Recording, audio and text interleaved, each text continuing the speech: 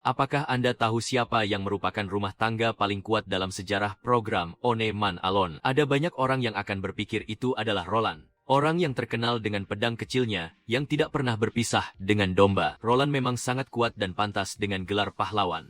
Dalam program Inggris juga ada satu rumah tangga yang sangat luar biasa. Namun, rumah tangga paling kuat dalam sejarah bukanlah Roland, melainkan Juan dari musim Nine. Selain Roland, ada juga Jordan yang membangun tempat tinggal yang sangat megah. Lukman, pahlawan yang berhasil menangkap rusa, meningkatkan peluang bertahan hidup. Atau William, pahlawan yang berburu dengan sangat efisien. Namun, rumah tangga yang dianggap seperti pahlawan ini saat menempatkan Juan juga menjadi lebih lemah. Baik Roland, Jordan, dan William semua harus berburu banyak makanan untuk bisa memenangkan kompetisi. Sementara Juan hanya mengandalkan beberapa genangan air dingin dari hutan untuk bertahan hidup hingga hari ke-78.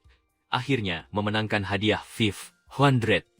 Kemenangan dengan cara bertahan hidup seperti itu tidak ada rumah tangga lain yang bisa melakukannya. Selanjutnya, saya akan menggunakan analisis yang sangat rinci untuk mengulangi seluruh proses Juan yang minum air untuk bertahan hidup. Video ini telah disiapkan dalam One 168 jam. Jadi saya berharap semua orang yang menonton dapat memberikan like dan mendaftar di saluran. Musim utama dari One Man Alone diadakan di daerah Nunatsiowot yang terletak di Labrador, sebelah timur Kanada. Segera setelah memulai program ini, mereka telah memasukkan berbagai makhluk ke dalam berbagai lokasi yang berbeda di hutan. Orang yang datang ke tempat ini saat ini adalah Juan. Tidak ada yang tahu bahwa dia sudah terjebak di tempat ini selama 3 meter dan sudah terjebak 2 kali. Seperti halnya daerah hutan Labrador yang menyambut tamu dengan cara yang sangat istimewa.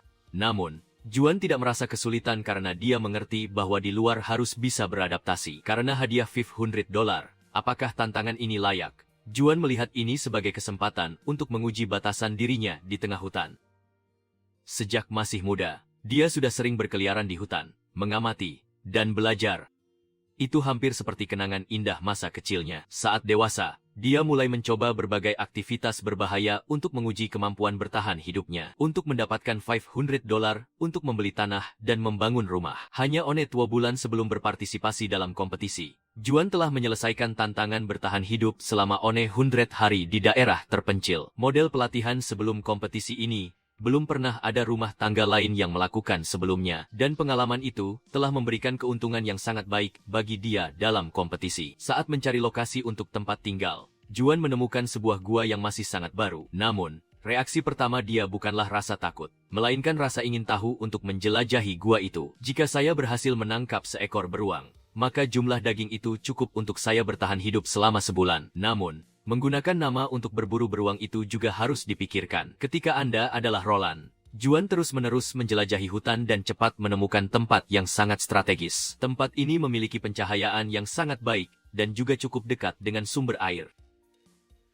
Itu adalah lokasi yang ideal untuk digunakan sebagai tempat tinggal. Juan segera mulai menggunakan sebuah lembaran untuk menutupi tempat tinggalnya. Dia mulai membangun tempat tinggal yang sangat sederhana. Konstruksi tempat tinggalnya sangat sederhana. Dia tidak ingin menghabiskan terlalu banyak waktu untuk membangun tempat tinggal. Banyak orang yang menonton program One Man Alone biasanya berharap untuk mendapatkan keterampilan membangun yang luar biasa atau kemampuan berburu yang tinggi dari para peserta. Jika Juan tidak ingin menghabiskan terlalu banyak usaha untuk membangun, maka dia harus melihat beberapa tempat berburu yang dia bawa. Menyangkut musim dingin yang panjang, tekanan akan meningkat di tempat tinggal. Juan memilih beberapa batang kayu keras untuk dijadikan kerangka untuk tempat tinggalnya. Saat dia sedang sibuk membangun, sebuah suara aneh tiba-tiba terdengar di telinganya. Juan merasa bahwa suara itu berasal dari arah yang tidak biasa. Namun, hanya mendengar suara yang sulit untuk menentukan lokasi. Jadi dia mencoba untuk mendekati suara itu. Halo, suara aneh. Di mana saya bisa menemukan suara aneh ini? Saya tidak bisa menemukan suara aneh itu.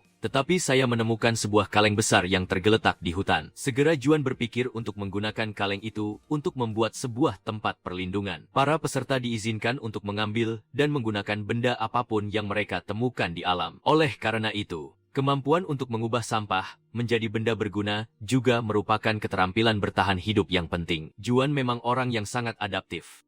Cukup menggabungkan bahan sederhana, tetapi besar untuk menciptakan sebuah tempat perlindungan yang bisa terbakar dengan baik. Beberapa potongan kayu yang panjang sudah menjadi sebuah sistem perlindungan yang sangat baik. Hal ini juga menunjukkan keterampilan bertahan hidup Juan. Setelah itu, dia mengambil potongan kayu untuk dijadikan penyangga. Jenis bahan di atas memiliki kemampuan menahan panas. Jadi Juan menggunakannya untuk membungkus tempat perlindungan, sehingga menciptakan lapisan pelindung antara tempat perlindungan dan tempat tinggal. Dia memotong sepotong kawat untuk membuat penyangga dan kemudian menggabungkannya dengan bahan pelindung. Setelah itu, dia memasukkan potongan kayu ke dalam tempat tinggal. Bagian pelindung tempat tinggal telah selesai dan potongan kayu tetap harus diletakkan dengan aman di dalam. Oleh karena itu, Juan sangat banyak berputar-putar dan menumpuk di atas permukaan tempat tinggal saat mengatur bahan.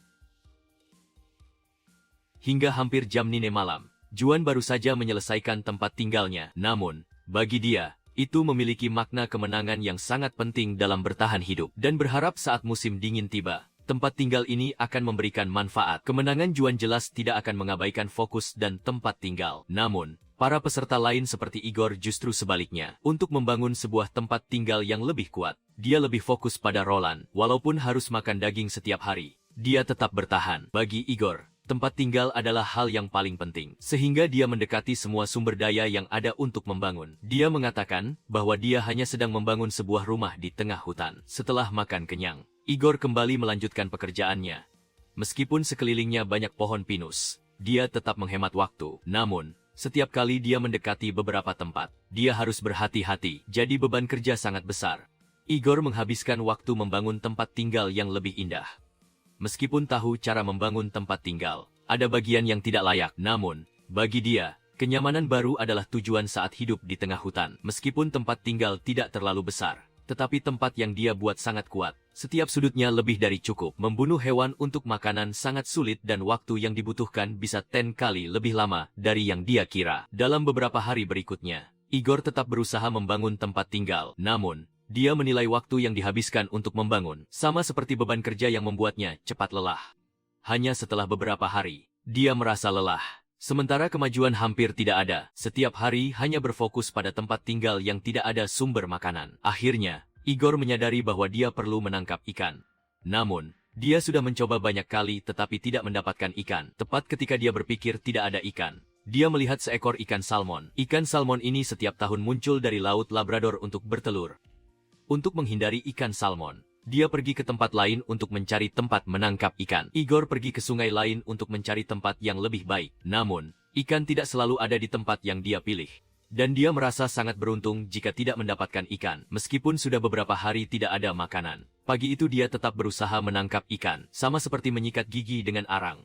Proses membangun rumah tetap lambat, sementara suhu harian semakin menurun. Meskipun tidak ada banyak sumber daya, tetapi karena hadiah $500, Igor tetap berusaha. Membunuh hewan masih menjadi tantangan yang lebih besar. Rata-rata makanan hanya sekitar 450 kalori. Sementara tidak ada makanan, tubuhnya cepat lelah dan lemah. Meskipun setiap hari dia membunuh hewan, tetapi kemajuan tetap tidak berubah. Ketika membunuh hewan, dia harus memilih tempat yang tinggi untuk mengurangi beban. Meskipun dia merasa seperti seorang pria tua berusia 78 tahun. Selama proses membunuh hewan, dia merasa sangat lelah. Namun, meskipun lelah, dia tetap berusaha dan selalu berharap bisa menangkap ikan. Tepat ketika dia merasa lelah, Igor sudah sepenuhnya kehabisan tenaga. Hanya setelah 1 minggu membangun, dia merasa tubuhnya sudah mencapai batas. Dia mengatakan kepada dirinya sendiri bahwa dia benar-benar ingin menyelesaikan tempat tinggal ini. Igor menyadari bahwa dia membutuhkan banyak makanan untuk mengisi tenaga. Pagi itu dia tetap berusaha untuk mendapatkan makanan.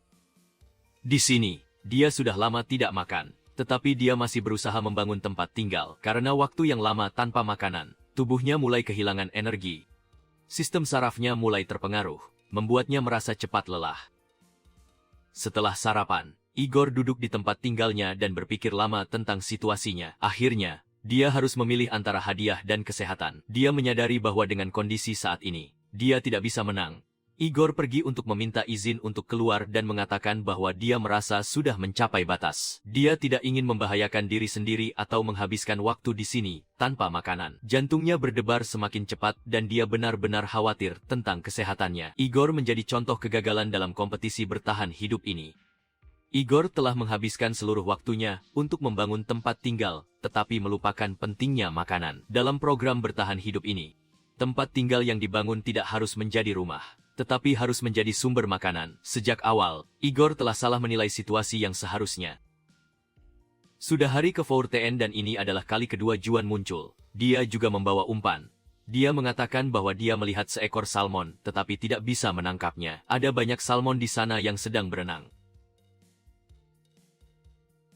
Juan sudah beberapa kali melihat salmon, tetapi belum berhasil menangkap satu pun. Dia juga merasa bahwa pengalaman berburu ikan sudah cukup.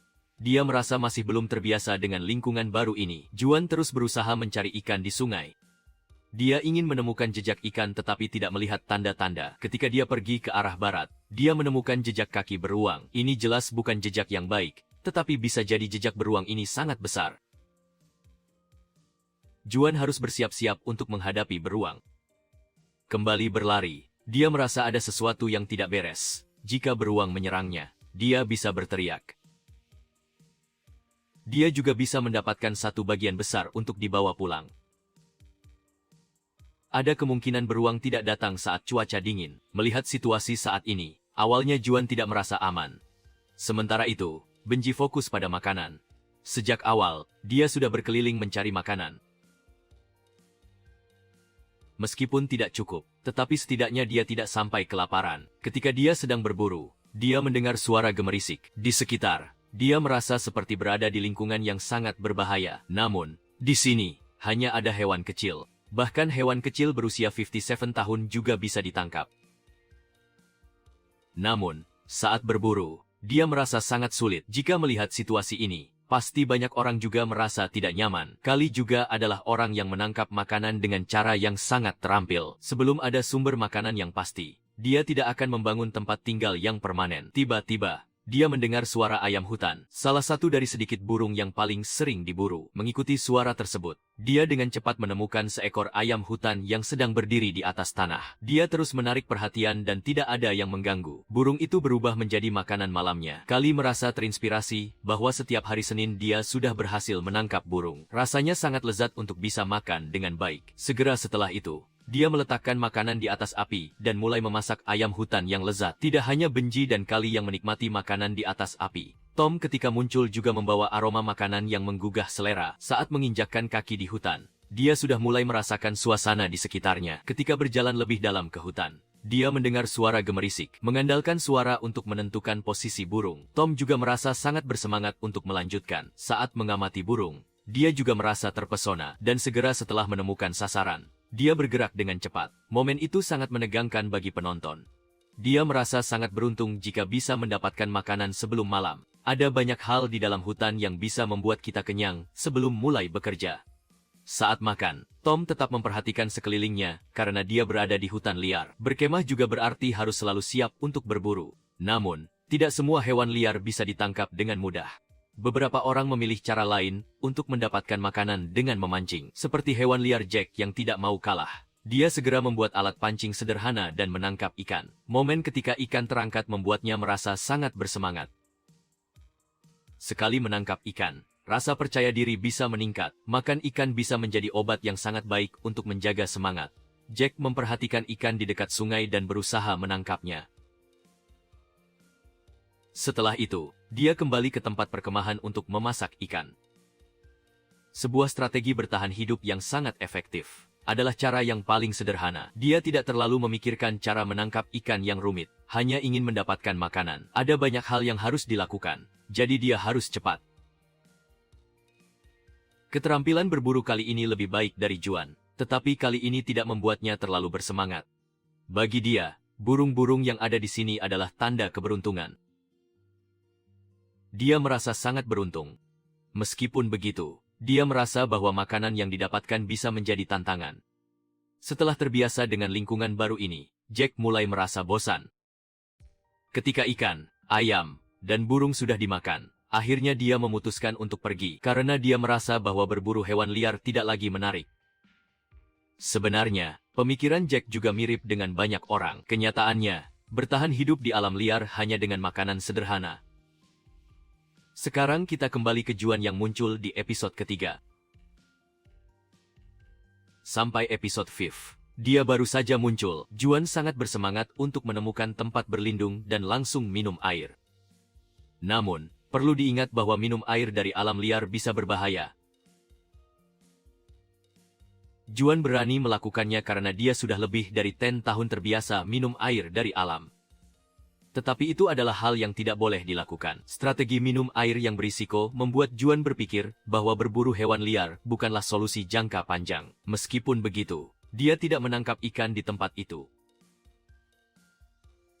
Dalam program bertahan hidup, menggunakan alat pancing seperti itu tidaklah aneh. Cukup dengan menurunkan jaring ke sungai dan meletakkan umpan di sana. Dan alat pancing ini dengan cepat menunjukkan hasil. Juan berdiri di sana dan melemparkan umpan jauh. Ikan pertama yang terjebak di pancingnya adalah ikan yang sangat besar. Setelah pengalaman gagal itu, dia segera mendapatkan ikan kedua, dan terus beruntung sampai dia mendapatkan ikan yang terus-menerus terjebak. Hanya dalam satu sesi, Juan sudah mendapatkan hingga 6 ikan. Sebuah hasil yang cukup memuaskan untuk hari itu. Juan segera berkumpul dengan kelompoknya di tepi sungai dan mulai memasak. Dia berpikir untuk mengawetkan ikan, agar bisa disimpan lebih lama. Tetapi tidak ada 6 ikan yang bisa dia masukkan ke dalam satu tempat. Dia juga menambahkan sedikit bumbu untuk meningkatkan rasa. Namun, para pemancing lain juga ingin berbagi hasil tangkapan. Benji juga ingin berbagi hasil tangkapan ikan ini. Mereka melakukan teknik memancing yang sama seperti yang dilakukan Juan. Benji juga membuat alat pancing untuk dirinya sendiri. Teknik ini dikenal sebagai flaya fishing. Sangat sederhana. Dia berdiri di tepi sungai, mengayunkan umpan di atas aliran air, membentuk pola yang terlihat di atas air, karena ikan sering berada di aliran air yang kuat. Jadi, memancing di sungai tidak hanya tentang ikan, tetapi juga tentang memahami lingkungan alam. Setelah beberapa latihan, Benji mulai menguasai tekniknya. Meskipun ukurannya tidak besar, tetapi jumlahnya cukup banyak.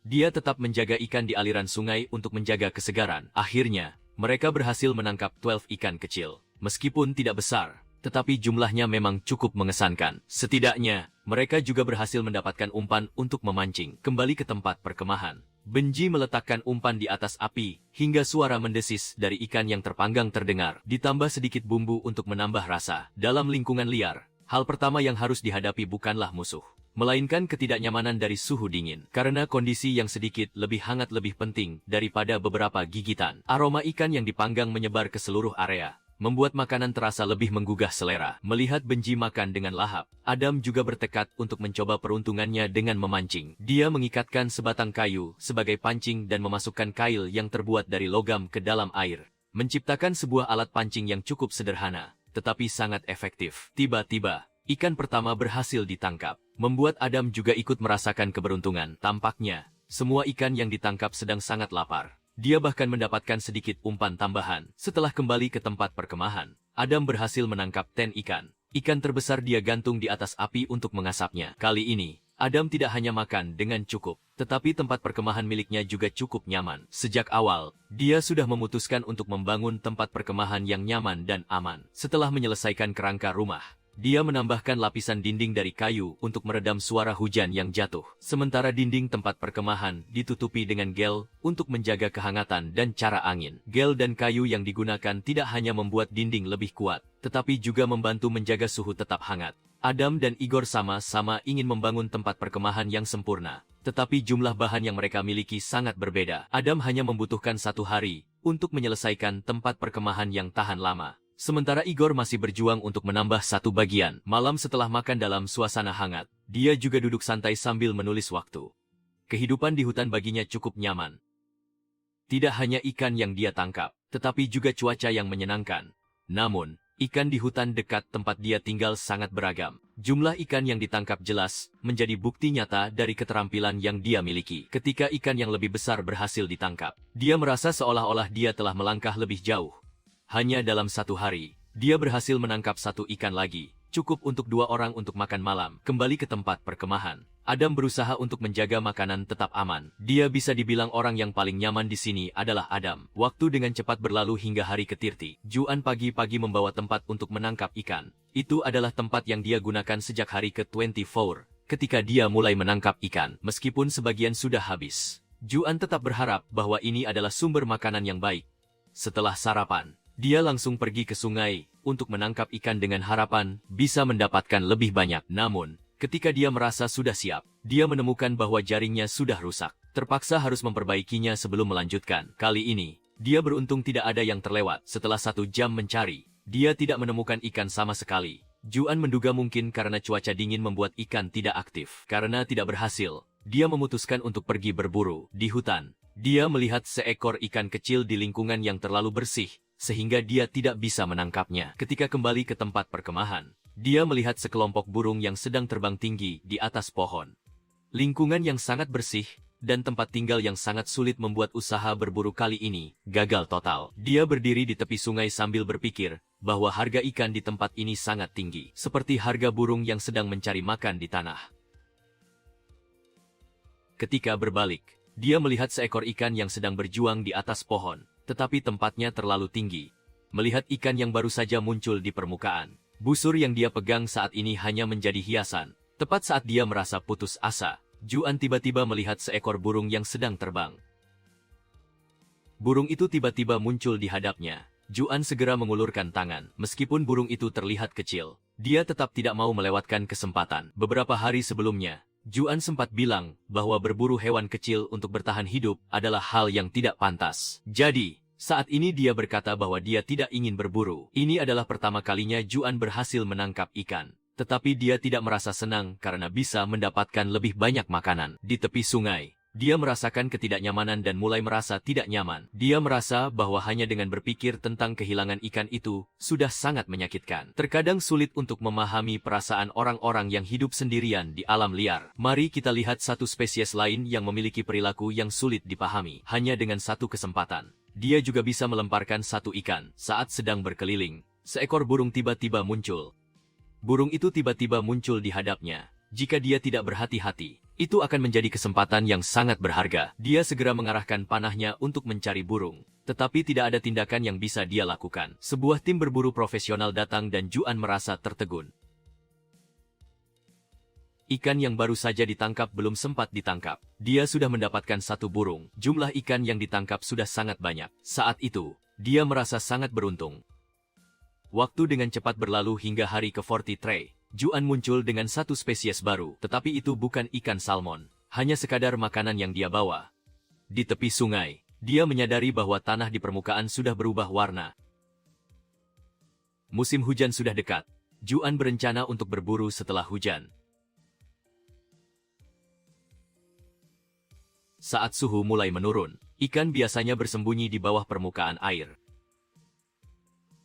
Dia memotong kayu untuk membuat alat pancing, menurunkan ke dalam air. Kali ini, Juan berhasil menangkap ikan. Setelah menarik alat pancing, dia berhasil menangkap beberapa ikan. Ini adalah kali kedua Juan berhasil menangkap ikan. Tetapi ketika melihat ikan yang baru saja ditangkap, Juan merasa tidak ada yang bisa dilakukan. Itu adalah makanan yang saya inginkan, tetapi saya tidak ingin memakannya. Orang biasa biasanya ingin makan lebih banyak. Tetapi Juan sangat unik, semakin dia ingin makan. Video yang asli juga tidak menunjukkan apakah dia makan ikan itu atau tidak. Tetapi dari kata-kata yang dia ucapkan, bisa dipastikan dia tidak menyentuhnya ketika cuaca semakin dingin. Bahkan seseorang yang besar seperti Juan juga merasakan dingin yang membuatnya sulit tidur. Dia hanya bisa tidur selama 2-3 jam. Saat ini dingin di luar sangat menyengat. Meskipun sudah menghangatkan tangannya, dia tetap tidak bisa tidur nyenyak. Tempat berlindung Juan sebenarnya tidak terlalu nyaman. Di luar, ada banyak pohon yang menghalangi angin, sehingga sebagian besar tempat tinggal hanya bisa dilindungi oleh tenda yang basah. Berkemah seperti itu sangat sulit untuk melawan dingin yang mengganggu di daerah tersebut. Karena itu, dia pergi mencari lebih banyak cabang untuk menambah kekuatan menjaga kehangatan. Ketika musim dingin semakin mendekat, semua makhluk hidup harus berjuang untuk membangun tempat berlindung. Di dalamnya, Jesse adalah contoh yang jelas. Sejak awal, dia sudah menetapkan tujuan untuk bertahan hidup selama 100 hari. Dan syarat utama adalah membangun tempat berlindung yang cukup kuat, agar bisa bertahan lebih dari 3 bulan. Jesse memilih bahan yang besar dan kuat, Bahkan menambahkan beberapa bahan yang lebih besar dari jenis Roland yang digunakan. Kemudian membangun tempat berlindung di atas sebuah tumpukan kayu. Tempat pembangunan yang dia pilih bisa dibilang sangat sulit ditemukan dalam program ini. Tetapi bahan-bahan yang dia pilih bisa mencapai sekitar 200 kg. Sulit untuk percaya bahwa semua bahan itu diambil oleh seorang wanita berusia 49 tahun yang memilih sendiri. Setelah itu, Jesse mulai mengumpulkan daun kering dan ranting di sekitar, berusaha untuk menggunakan pohon besar di sekitarnya untuk membangun tempat berlindung yang luar biasa. Ini pasti merupakan sebuah proyek yang tidak mudah. Musim ini, Igor juga ingin membangun tempat berlindung yang nyaman. Tetapi pada akhirnya dia juga gagal. Jesse mengangkat batu besar di dalam tenda dan mengumpulkan kembali. Hanya saja proses mengolah kembali batu-batu itu harus dilakukan dengan hati-hati, karena dia harus mengangkat lebih dari 100 kg batu. Setelah itu, Jesse mulai mengumpulkan kayu untuk membangun tempat berlindung. Hanya perlu memperhatikan beberapa cabang yang menempel agar bisa mencapai tujuan. Di sekitar tempat berlindung Jesse ada pohon besar yang bisa dimanfaatkan untuk menghemat banyak tenaga saat membangun. Jesse harus menggunakan balok kayu di antara batang pohon dan menambahkan tuau lapisan. Setelah itu mengikatkan batang kayu di atas untuk membentuk rangka atap. Di tahap awal, setiap hari Jesse mendapatkan sedikit hasil dan mencari makanan.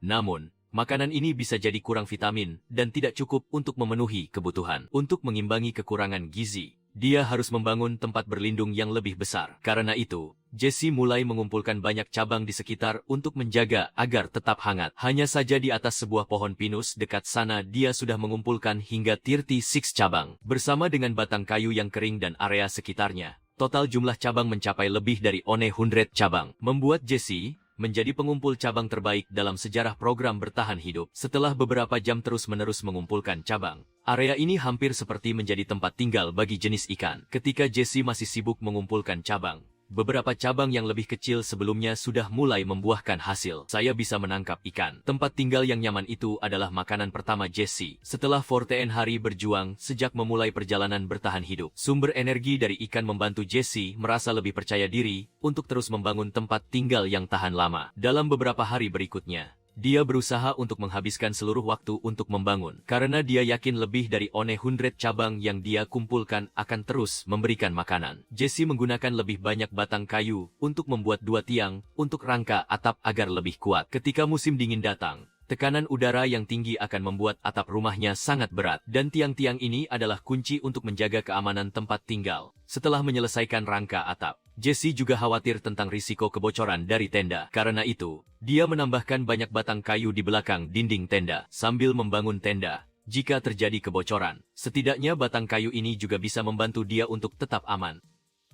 Namun, pekerjaan menambahkan batang kayu sangat melelahkan. Setiap kali dia merasa lelah, Jesse merasa sangat kesal. Setelah itu, Jesse harus mengangkat beberapa cabang besar ke atas batang kayu untuk menutupi tenda. Hari itu dia hanya bisa menyelesaikan satu bagian dari tenda.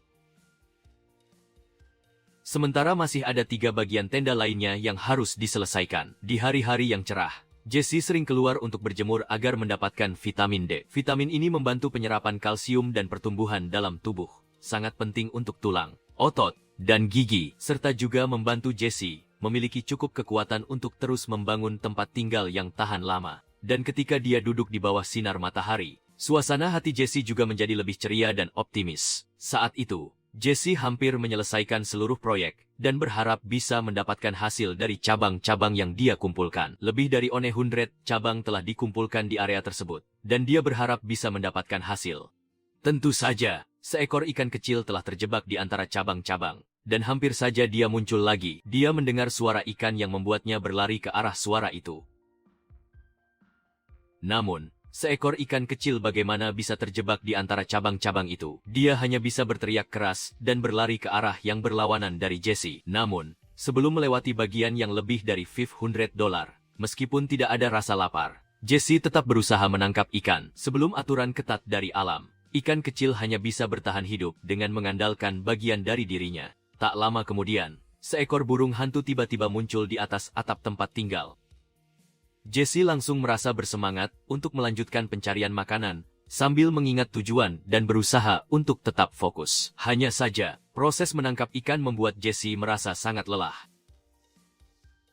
Karena waktu yang lama untuk mendapatkan makanan membuat tubuhnya terasa lemah. Namun, Untuk menyelesaikan tempat tinggal ini, Jesse harus berjuang melewati berbagai tantangan yang sulit. Karena itu, Jesse harus berusaha keras untuk melewati semua rintangan yang ada di hutan. Untuk membangun tempat tinggal di hutan liar ini, diperlukan sejumlah kayu yang cukup besar, dari batang pohon hingga cabang-cabang. Semua harus diangkut ke lokasi yang ditentukan, agar semua tujuan dapat tercapai dengan efisien. Setelah menyelesaikan kerangka tempat tinggal darurat, Jesse juga menambahkan satu bagian dinding yang kokoh di dalam, meskipun belum menutupi seluruh sisi atas. Hanya dengan berbaring saja sudah terasa cukup nyaman. Waktu berlalu hampir seminggu. Namun dalam periode ini Jesse hampir tidak mendapatkan makanan apapun. Hal yang paling diharapkan saat ini adalah menyelesaikan tempat tinggal darurat terlebih dahulu. Setelah itu baru bisa fokus untuk berburu. Menurut pemikiran Jesse, dalam kehidupan bertahan hidup di alam liar, membangun tempat tinggal darurat adalah tugas utama. Karena banyaknya tantangan yang harus dihadapi untuk memiliki sebuah rumah yang sempurna. Namun, yang belum dia sadari adalah bahwa para pemenang biasanya hanya menghabiskan waktu 1 hingga 2 hari untuk menyelesaikan tempat tinggal darurat mereka. Sementara Jesse sudah menghabiskan lebih dari 10 hari dan prosesnya masih baru sebatas kerangka. Dia terus menghubungkan bagian-bagian kayu yang saling bertumpuk untuk membentuk dinding yang kuat. Sebuah hujan tiba-tiba turun. Jesse dengan cepat menggunakan kayu dan cabang pohon untuk menutupi atap rumah. Di dalam tempat tinggal darurat, dia menyusun batu menjadi sebuah kompor, sehingga dinding batu dapat menyerap panas, membantu menjaga suhu tetap hangat di dalam saat cuaca dingin. Pada saat yang sama, di bawah tempat tinggal, Jesse juga membuat ventilasi untuk kompor, agar asap bisa keluar dan menjaga ruang di dalam tetap aman. Ventilasi ini membantu kompor berfungsi lebih efisien, sehingga mengurangi kemungkinan terjadinya asap berlebihan. Setelah menyelesaikan kompor, Jesse mengisi wadah air di belakang kompor dengan banyak air, lalu menyalakan api di atasnya. Air adalah bahan yang sangat penting, terutama untuk memasak makanan. Ketika api menyala, itu mirip dengan lapisan pelindung alami, membantu mengurangi kemungkinan suhu di dalam ruangan terlalu panas. Setelah menyelesaikan bagian atap, Jesse merasa puas, duduk di atas permukaan kayu dan menikmati momen kemenangan. Pada hari ke-32, Jesse memutuskan untuk pindah dari tempat tinggal darurat ke rumah baru miliknya. Dia merobohkan bagian belakang rumah darurat, namun saat itu tempat tinggal liar ini baru saja selesai dibangun. Jesse keluar untuk mencari ikan dengan harapan malam ini bisa mendapatkan sesuatu untuk dimakan. Tetapi tidak ada keberuntungan yang menghampirinya. Jesse duduk di tempat tinggal darurat yang gelap, merasa lelah dan tidak ada makanan yang bisa didapatkan. Keberuntungan adalah ketika dia masih hidup dan bisa kembali ke tempat yang lebih aman. Dalam beberapa hari ke depan, Jesse terus berusaha mengumpulkan semua sumber daya untuk menyelesaikan tempat tinggal daruratnya. Keberhasilan dalam bertahan hidup masih sangat besar, jadi dia harus tetap menjaga semua bahan makanan di sekelilingnya. Rumah daruratnya menjadi tempat yang sangat nyaman dengan atap yang terbuat dari cabang pohon. Meskipun proses bertahan hidupnya sangat sulit, Jesse akhirnya merasa lebih tenang. Meskipun setiap hari tidak ada makanan, dia selalu memiliki banyak hal yang harus dilakukan saat berjuang. Namun, tempat tinggal ini juga sangat lembab dan membuat suasana menjadi tidak nyaman. Beberapa hari terakhir, Jesse mulai merasa sangat kesepian dan sangat sulit untuk bertahan. Jika keadaan ini terus berlanjut, dia akan merasa tidak nyaman. Tetapi Jesse tetap berusaha untuk tidak menyerah. Dan sampai saat ini, dia masih belum menyadari pentingnya mencari makanan.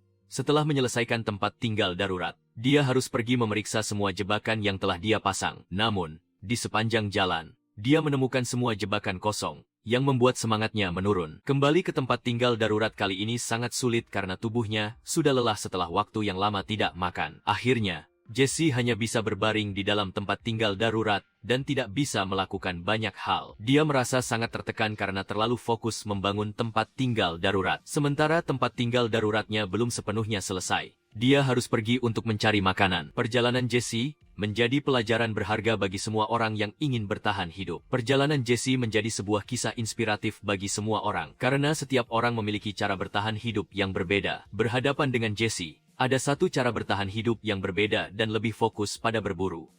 Pada saat dia menemukan jejak ikan di sungai, itu adalah tanda bahwa dia berada di jalur yang benar. Jika dia berhasil menangkap ikan, itu bisa membantunya bertahan hidup selama 30 hari ke depan. Dia mengikuti jejak tersebut dan akhirnya menemukan ikan di sebuah kolam kecil. Setelah 2 kali menangkap ikan, dia yakin bahwa dia telah mencapai tujuannya. Namun, hewan-hewan lain juga muncul di sekitar kolam. membuat pencarian menjadi sangat sulit. Dia berpikir sangat lama dan pagi-pagi sekali, dia kembali untuk mencari tahu, karena yakin bahwa ikan tersebut sudah mati. Dan sebelum mati, ikan itu pasti akan terjebak di dalam jaring. Tentu saja, saat mengikuti jejak tersebut, dia menemukan ikan terjebak di dalam jaring. Ikan tersebut beratnya sekitar 40-60 kg.